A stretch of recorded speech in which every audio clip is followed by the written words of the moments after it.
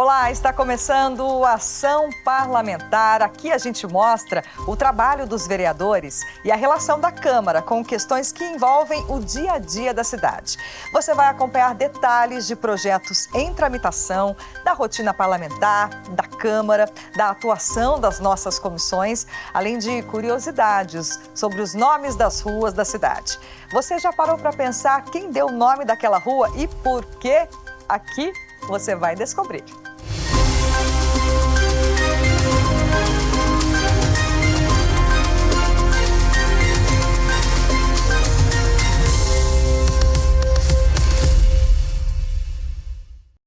E a gente começa o Ação Parlamentar te esclarecendo sobre o papel de um vereador aqui na Câmara. Além de apresentar projetos de lei de interesse público e fiscalizar as ações e serviços do município, quais seriam os outros compromissos e funções dos vereadores? Você sabe?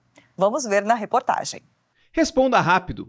Você sabe qual é a função de um vereador? Nas câmaras municipais, é papel dos vereadores propor, discutir e votar projetos de lei que possam impactar ou resolver problemas cotidianos das cidades, como, por exemplo, a instituição do programa Patrulha Maria da Penha, para a proteção às mulheres vítimas de violência, a autorização para o uso de guardas municipais em creches e escolas da cidade, ou ainda a instituição de monitoramento por câmeras em quadras poliesportivas. Além disso, os vereadores também podem ser considerados uma ponte entre a população e a prefeitura.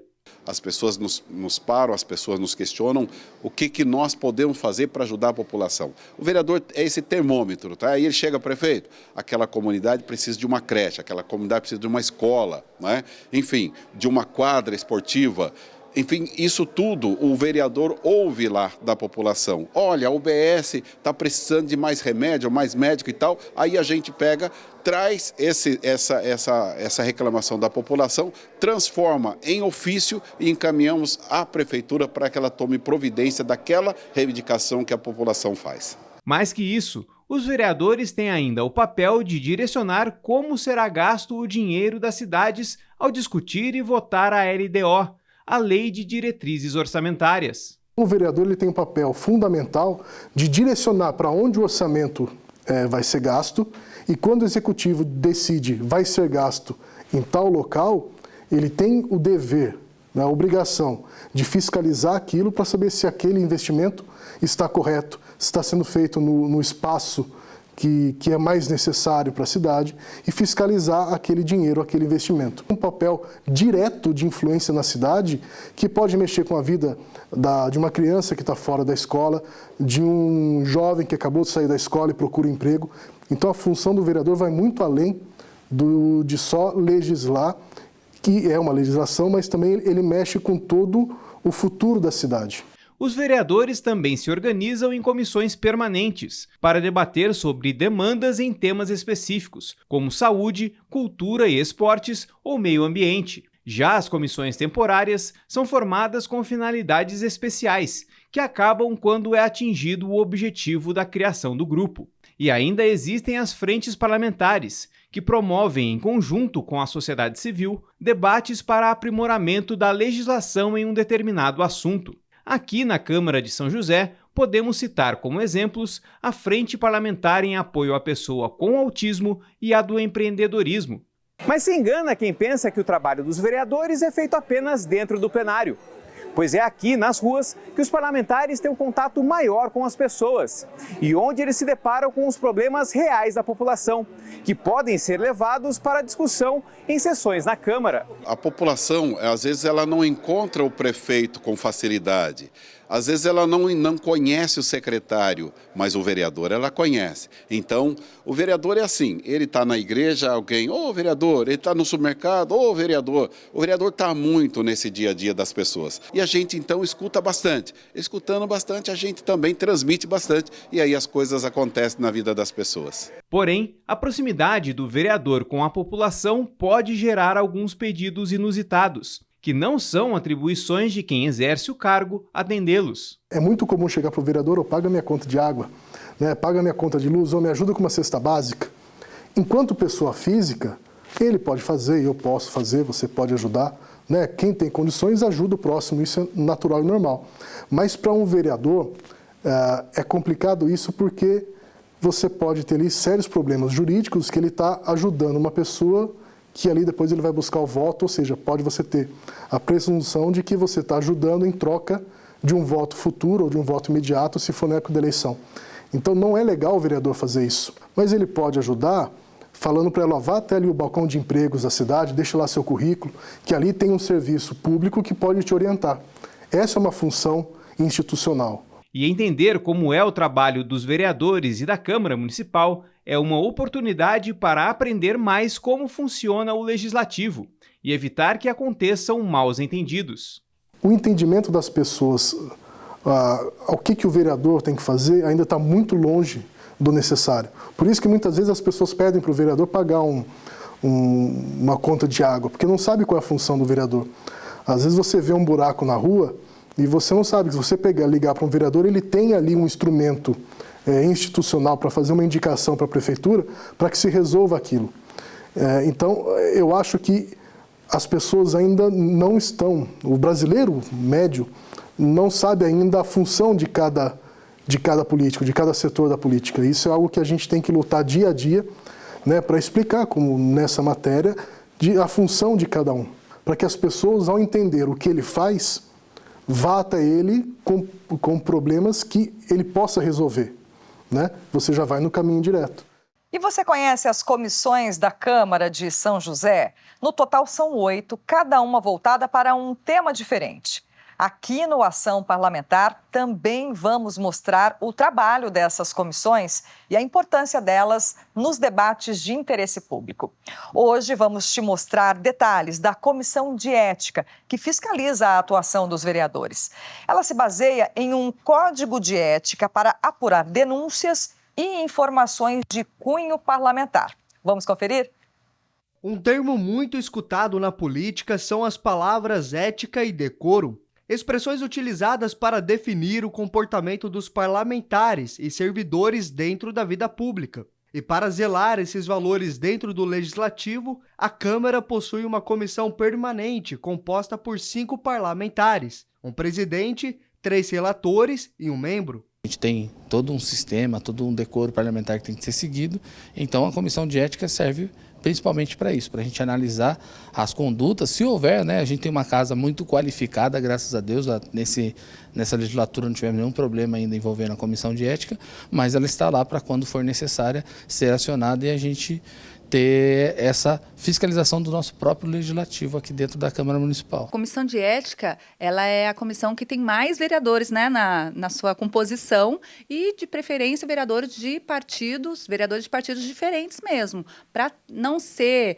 é alguém do meu partido e eu vou defender, e o outro vai acusar. Não, é para que tenha essa diversidade mesmo de olhar, de análise do assunto, de questionamentos. A Comissão de Ética é responsável por fiscalizar o trabalho dos vereadores, ou seja, caso a Câmara receba uma denúncia sobre a conduta de algum vereador, a comissão se reúne para apurar as provas e veracidade das informações. A denúncia pode ser feita tanto por outro parlamentar quanto pela própria população. Os integrantes debatem a situação e definem como o caso vai ser conduzido na Câmara. Antes de ir para o plenário, qualquer denúncia contra qualquer parlamentar ou qualquer coisa envolvendo a casa, que enseje passar pela Comissão de Ética, ela é analisada por essa comissão e é dado um parecer, positivo ou negativo, se essa denúncia é procedente ou não, para ser avaliada pelos demais parlamentares. Então, na verdade, ela é como se fosse um controle interno mesmo das nossas ações. Então, se chegar para nós essa denúncia, aí a Comissão de Ética se reúne para fazer os próximos passos, investigar o que realmente aconteceu, quais medidas, quais sanções, se vai ter advertência, ou se vai perder o mandato, porque já chegou do vereador, de deputados até mesmo, perderem mandato por causa da Comissão de Ética, né? Outra função da Comissão de Ética é garantir que o poder público seja exemplo para a sociedade. É a partir dela que as políticas são pautadas para preservar os direitos sociais e humanos da população. Então, quando a gente trata da ética, a gente trata exatamente da felicidade. Esse é o elemento primordial da discussão ética. Só que essa felicidade não é o riso, não é a alegria, não é ao contrário, né? A felicidade é exatamente a soma de tudo aquilo que é capaz de promover a pessoa, de promover a dignidade da pessoa. Então, quando você tem políticas que agem de maneira contrária a isso, nós temos, então, um desvirtuamento tanto do que vem a ser a política, quanto do que vem a ser a ética. E para ampliar esse diálogo sobre ética com a população, um dos caminhos a se seguir é o investimento na educação. Para José Maurício, somente dessa forma é possível construir uma sociedade com caráter e respeito. O melhor instrumento para fazer isso acontecer é por meio da educação. Então, se o Estado, por meio dos seus representantes políticos, se comprometerem com a educação, ela é capaz de mudar consciências, é capaz de mudar comportamentos. Então, o ponto central dessa discussão é a educação. Uma educação que seja de fato democrática, que seja de inovação e seja também de transformação. A ética não é individual, precisa ser coletiva para funcionar. É por isso que regras e leis são criadas e precisam ser cumpridas, principalmente pelas pessoas que atuam na vida pública, que devem ser exemplo para todos.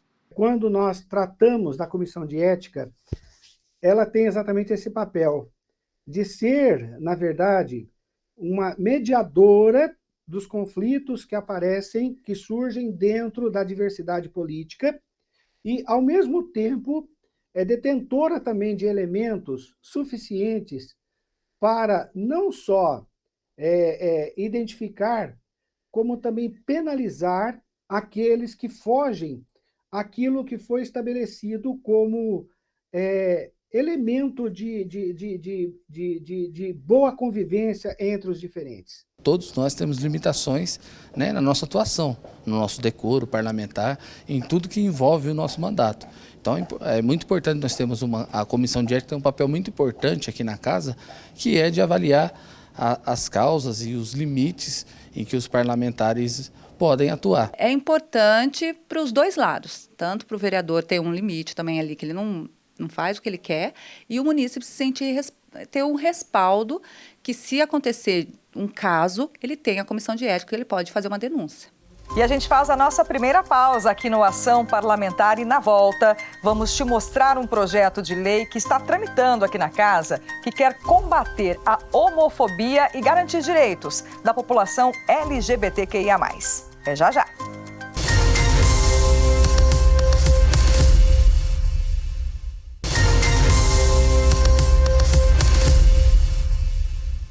Estamos de volta com o Ação Parlamentar e agora vamos falar de um projeto de lei em tramitação da vereadora Amélia Naomi.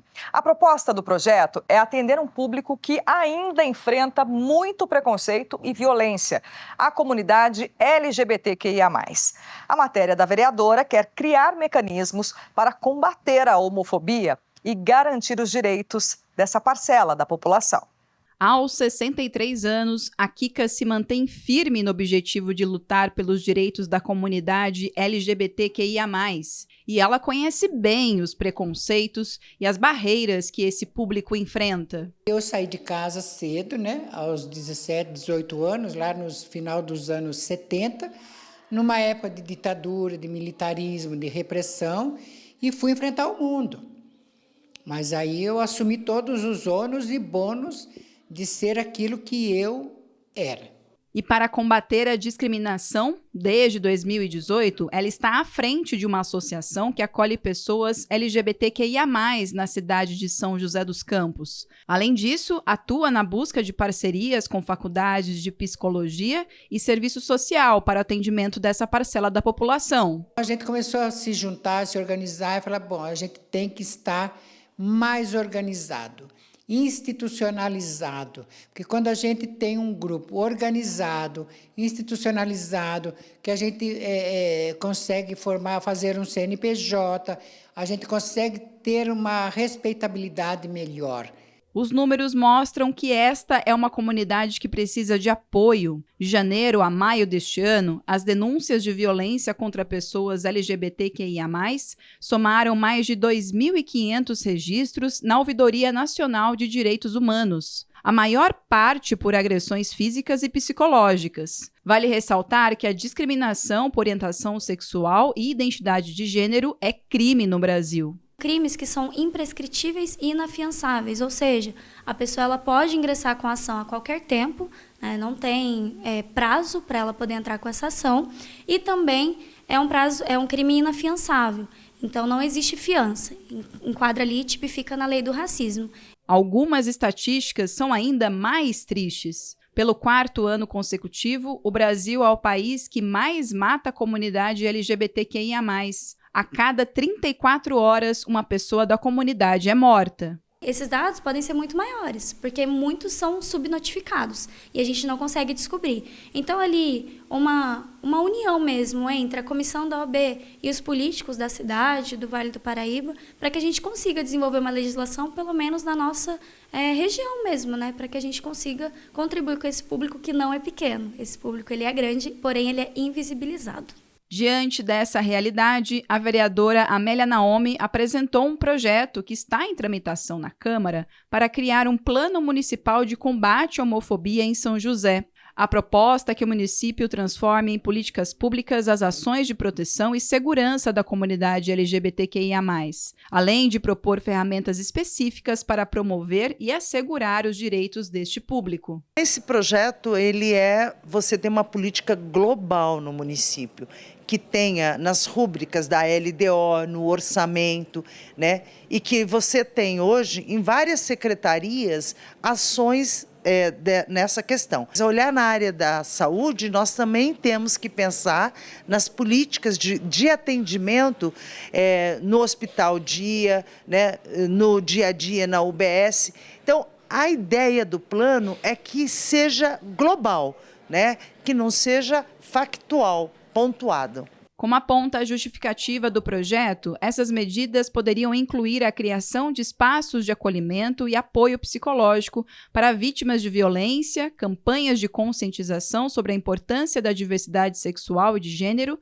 além da capacitação de profissionais de saúde e da segurança pública para saberem lidar com casos de violência contra pessoas LGBTQIA+. É colocar as políticas públicas que já estão aí, tanto do ponto de vista nacional, estadual, municipal, que seja olhado, né, para esse setor, que direitos humanos são direitos do LGBTQIA+. E para quem faz parte da comunidade LGBTQIA+, fica a esperança que iniciativas como esta sejam o primeiro passo para ter os direitos assegurados e, quem sabe, no futuro, alcançar uma sociedade mais justa e inclusiva. Quando a gente vê certas coisas acontecendo, eu falo, gente, olha, isso aí é o sinal de que a gente está no caminho certo. Para a gente ter um futuro amanhã mais respeitoso, mais igualitário.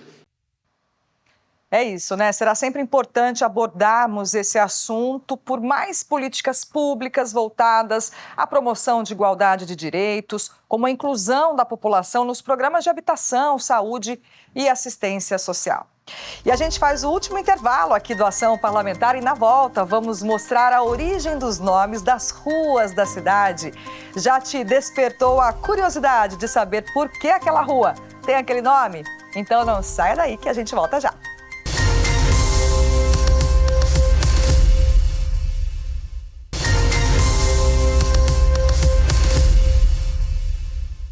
Estamos de volta com o Ação Parlamentar. E no nosso último bloco, a gente dedica um espaço para te mostrar curiosidades e a história por trás dos nomes das ruas da cidade.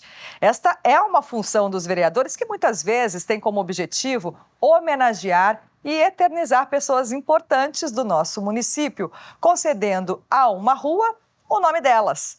E na nossa estreia vamos falar de uma das mais famosas avenidas aqui de São José, a Avenida Nelson Dávila.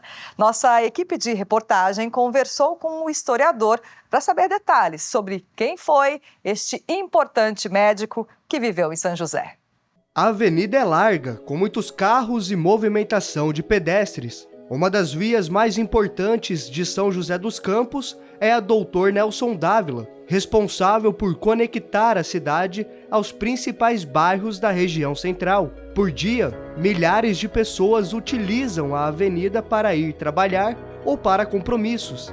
E por trás deste nome exposto na placa, existe um dos personagens mais importantes do município, o médico Dr. Nelson Silveira Dávila. Ele chegou à cidade em 1914 na fase sanatorial e morou aqui até seu falecimento em 1953.